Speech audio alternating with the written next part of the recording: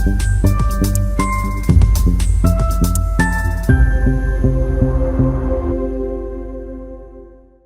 To Yagya investment academy and welcome to this new episode of simplifying Saturdays. इस video में हम बात करेंगे कि हम सेक्टर एनालिसिस कैसे करें एंड शुरुआत हम करने वाले हैं ऑटोमोबाइल सेक्टर से। हमें काफ़ी सारे कमेंट्स मिले थे आपकी तरफ से, जहां पर हमने देखा कि बहुत सारे लोगों को सेक्टर एनालिसिस समझने की इच्छा है, जिसमें बेसिकली होता ऐसे है कि हमें कोई सेक्टर कभी एक बहुत अच्छा लगने लगता है एंड वी डोंट नो कि हम उसको अप्रोच कैसे करें, हम स्टार्ट कहाँ से करें। इस सेक्टर में जो कंपनीज होती है उनकी क्या कैरेक्टरिस्टिक्स होती है, कुछ बहुत सारे पैरामीटर्स ऐसे होते हैं जो सेक्टर स्पेसिफिक होते हैं, तो उनको हम कैसे एनालाइज करें।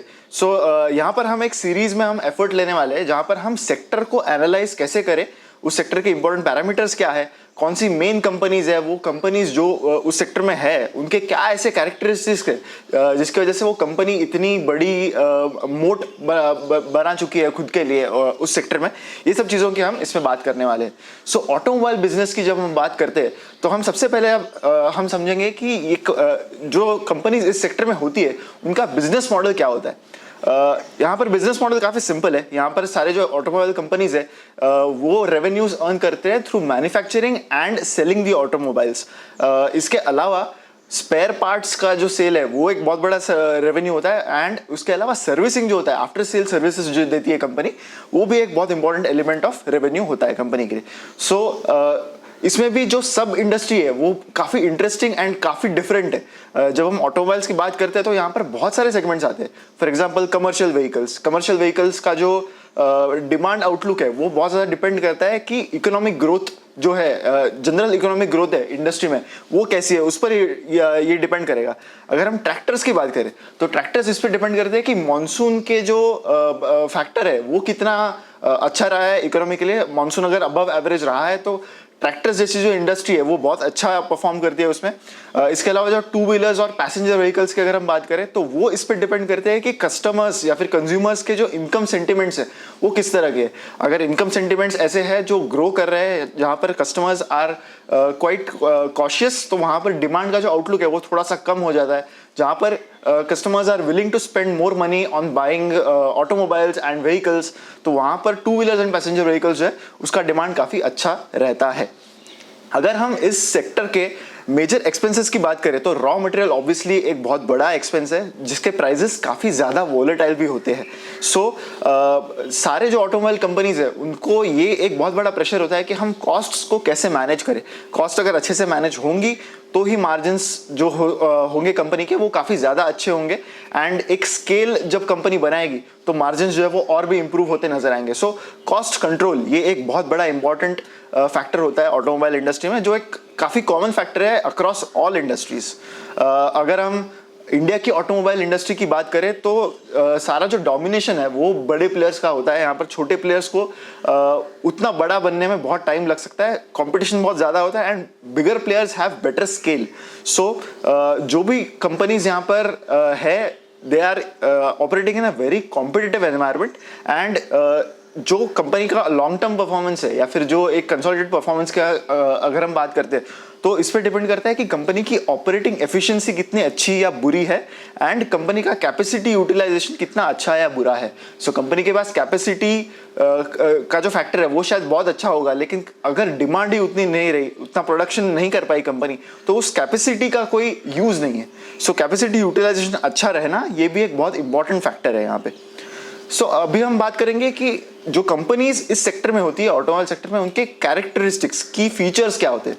तो सबसे पहले ये इंडस्ट्री बहुत कैपिटल इंटेंसिव है। यहाँ पर जो भी प्लेयर्स है उनको काफ़ी सारा खर्चा करना पड़ेगा in order to bring the capex for production की लाइन बहुत बड़ी होती है। एक ऑटोमोबाइल बनाने की जो प्रोसेस होती है फ्रॉम स्टार्ट टू फिनिश, इसमें लगने वाली मशीनरी जो है वो काफ़ी लार्ज स्केल की होती है एंड इसी की वजह से यहाँ पर सिर्फ बड़े प्लेयर्स ज़्यादा ऑपरेट करते हैं। ये इंडस्ट्री साइक्लिकल भी होती है। हमने देखा है कि पिछले कुछ सालों से साइक्लिकलिटी जो है ऑटोमोबाइल इंडस्ट्री की वो काफ़ी ज़्यादा प्ले होती हुई दिख रही है। एक साइकिल आएगा जहाँ पर डिमांड आउटलुक और पॉजिटिव हो जाएगा and then again the cycle will be changing and that is how this industry functions. यहाँ पर कॉम्पिटिटिव इंटेंसिटी है वो भी काफ़ी ज़्यादा होती है। If you are an enthusiast about automobiles then आपको पता होगा कि कंपटीशन यहाँ पर बहुत ज़्यादा होता है। बहुत सारी कंपनीज है इंडिया में, इवन फॉरेन कंपनीज अभी काफ़ी ज़्यादा एक्टिव हो गई है in the Indian markets, so obviously competitive intensity है इस इंडस्ट्री में वो काफ़ी ज़्यादा है। मेजॉरिटी ऑफ कस्टमर्स जो है इंडिया की मार्केट में वो बहुत प्राइस सेंसिटिव होते हैं, सो जो ऑटोमोबाइल्स है या फिर जो वेरिएंट्स है इन कंपनीज के जो इकोनॉमी क्लास के होते हैं, तो वहाँ पर प्राइस सेंसिटिवनेस बहुत ज़्यादा मैटर करती है। अगर आपका प्रोडक्ट 1000-2000 रुपीज़ से अगर ज़्यादा होगा तो इससे आपकी डिमांड पे बहुत ज़्यादा फर्क पड़ सकता है। यहाँ पर रेगुलेटरी एंड पॉलिसी रिस्क बहुत ज़्यादा है। You might have heard about BS6 norms, BS4 norms, ये सारे जो नॉर्म्स होते हैं इनको अवॉइड करना ये सारे कंपनीज के लिए बहुत नेसेसरी होता है। एंड ऑब्वियसली यहाँ पर रेगुलेटरी रिस्क जो है वो बहुत ज़्यादा है। EV के लिए कोई नए रूल्स आते हैं, जो पोल्यूशन रिलेटेड रूल्स है वो भी काफ़ी नए नए आते रहते हैं। सो ये सब चीज़ों को नेविगेट करना बहुत नेसेसरी हो जाता है एंड ये एक बहुत बड़ा चैलेंज है for companies in this sector. The next point is कि सिग्निफिकेंट इन्वेस्टमेंट्स लगते हैं R&D एंड मार्केटिंग में। R&D ऑटोमोबाइल जैसी इंडस्ट्री में बहुत इंपॉर्टेंट फैक्टर है। अगर आप नए फीचर्स लाओगे जो प्रोडक्ट में एक वैल्यू एडिशन देंगे तो customers will be willing to pay for it. नए फीचर्स के लिए इनोवेशन करना बहुत इंपॉर्टेंट है and with times you have to change. अगर आप एक लेगेसी प्रोडक्ट लेके बैठे हो जहाँ पर आप कोई नए चेंजेस नहीं ला रहे हो आपके प्रोडक्ट में, then this becomes a big hindrance. आगे चल के customers will prefer automobiles that have better new and advance features in their product. अब हम बात करेंगे कुछ key parameters in this automobile industry. सबसे पहले है utilization rate, which is basically कि आपकी जो कैपेसिटी है उसका कितना पार्ट कंपनी यूटिलाइज कर पा रही है। ये जितना ज्यादा होगा उतना बेटर है। दैट मीन्स कंपनी जो स्केल है वो काफी अच्छे से बिल्ड कर पा रही है। रेवेन्यू ब्रेकअप में काफी सारे companies they give a very strict revenue breakup, जहां पर कंपनी के प्रोडक्ट से कितना रेवेन्यू आ रहा है एंड स्पेयर पार्ट्स या फिर आफ्टर सेल सर्विसेज से कितना रेवेन्यू आ रहा है उसका एक क्लियर ब्रेकअप वो देते हैं। जो स्पेयर पार्ट्स या फिर सर्विस रेवेन्यू है यहाँ पर मार्जिन बहुत ज्यादा होता है। So obviously compare to the main business of the company, अगर ये परसेंटेज ज्यादा है that means the company is earning better margin on these services as well. The next is inventory turnover ratio. ये भी जितना ज्यादा होगा उतना बेटर है, क्योंकि इन्वेंट्री टर्नओवर रेशियो जितना ज्यादा होगा उतना कंपनी चर्न काफी क्विकली कर रहा है, इन्वेंट्री कम रख रहा है एंड जो भी प्रोडक्शन हो रहा है कंपनी का वो क्विकली ट्रांसलेट हो रहा है इनटू रेवेन्यू। सो ये एक इंपॉर्टेंट फीचर है। इसके अलावा there are few generic parameters as well. Debt equity ratio जितना कम होगा उतना बेटर है, बिकॉज ऑब्वियसली डेट अगर कंपनी के बुक्स में कम है then that bides very well for the shareholder. Operating profit margin, return on capital employed, ये सारे जो मेन मेट्रिक्स है जो हम किसी भी कंपनी को एनालाइज करने में यूज करते हैं वो भी यहाँ पर काफी इंपॉर्टेंट है देखने के लिए। एंड ऑब्वियसली पी रेशियो जो एक वैल्यूएशन पैरामीटर है that also needs to be considered. अगर हम हीरो मोटोकॉर्प की बात करें उसका P ratio currently is 21.31 which is a bit more than that 5-year median P. So valuation के मेट्रिक्स काफी वेल नोन एंड जेन्युइन है, जहाँ पर हमें देखने मिलता है कि इससे कि आगे जो फ्यूचर ग्रोथ है वो कितनी प्राइस है वो यहाँ पर थोड़ी सी आइडिया हमें लग सकती है। अब आएंगे हम एक लास्ट पार्ट पे जहाँ पर हम बात करेंगे कि जो कंपनीज इस सेक्टर में सबसे डोमिनेंट है, सबसे बड़ी है एंड सबसे अच्छी जिसे हम कहते हैं वो है, उनके क्या फैक्टर्स है, उनके क्या मोड्स है। यहाँ पर एक होमवर्क भी आपको मैं यहाँ पे दे रहा हूँ जहाँ पर मैं बताऊंगा आपको कैरेक्टरिस्टिक के बारे में, जहाँ पर आपको ये बताना है कि आप किस कंपनी को इससे एसोसिएट करते हो। तो सबसे पहले strong vendor network. Strong vendor network अगर होगा तो आपकी जो कॉस्ट है उसमें आपको बहुत बड़ी हेल्प मिल सकती है। अगर कॉस्ट आप कम रख पाते हो तो मार्जिन आप बेटर कर पाओगे। That is number 1। Next is कि strong brand and associated customer loyalty.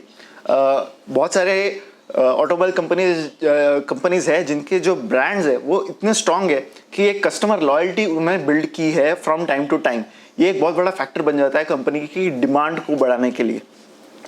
इसके अलावा diversity of offering across price points and segment.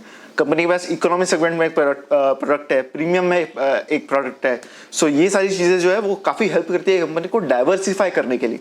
सो ऐसी बहुत सारी कंपनीज ध्यान में आती है, आप मुझे कमेंट्स में जरूर बताइएगा। इसके अलावा कंपनी का जो डीलर नेटवर्क है एंड सेल्स नेटवर्क है ये भी अगर अच्छा होगा तो ये बहुत बड़ा एडवांटेज है, क्योंकि इससे आपकी डिस्ट्रीब्यूशन की जो रीच है वो बहुत ज़्यादा बढ़ जाती है। The next factor is technological types. Company नए चीजें हैं जैसे ईवी, इसमें इनोवेट कर रहा है या नहीं। अगर कोई कंपनी खुद इनोवेट नहीं कर रहा है, then do they have a tie-up with a company that is very aggressive into EVs? जैसे hero MotoCorp has done a tie-up with Ather Energy. So इस तरीके से कुछ और examples अगर आपको ध्यान में आ रहे हैं तो प्लीज मुझे बताइएगा। The next point is shifting production according to demand dynamics. So यहाँ पर कंपनी को ये ध्यान में रखना होता है कि जो डिमांड है प्रोडक्ट की वो मार्केट में कितनी है उसके हिसाब से प्रोडक्शन करे। बिकॉज अगर कंपनी ने इसका ध्यान नहीं रखा then the company will be stuck with a lot of inventory जो कंपनी बेच नहीं पा रहा है। इन्वेंट्री का कॉस्ट बहुत ज़्यादा होता है, डीलर्स की ओर से भी काफ़ी ज़्यादा होता है, कंपनी की ओर पे भी काफ़ी ज़्यादा होता है। सो ऑब्वियसली जो सिंक है वो रखना पड़ता है कंपनी को, where they will be targeting all the production according to the market demand of the product.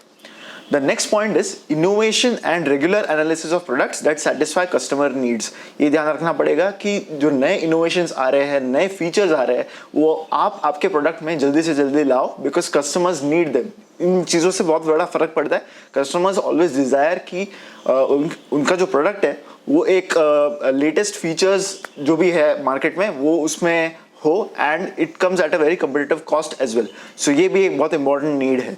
And the last point is about geographical manufacturing diversification. So obviously कुछ areas है country में जो काफ़ी ज़्यादा हेल्प करते हैं automobile industry को। जैसे साणंद एक जगह है in Gujarat where lot of automobile companies have their production plants. So इसका जो डाइवर्सिफिकेशन है वो बहुत इंपॉर्टेंट है बिकॉज अगर आपके सारे प्लांट्स नॉर्थ में है तो आपको अगर साउथ में आपका प्रोडक्ट बेचना है तो यहाँ पर लॉजिस्टिक कॉस्ट बहुत इंपॉर्टेंट फैक्टर बन जाएंगे। So that is another important element that needs to be seen. So on that note will conclude this week simplifying Saturdays videos. आप मुझे कमेंट्स में जरूर बताइए कि आप किन फैक्टर से किन कंपनीज को एसोसिएट करते हो।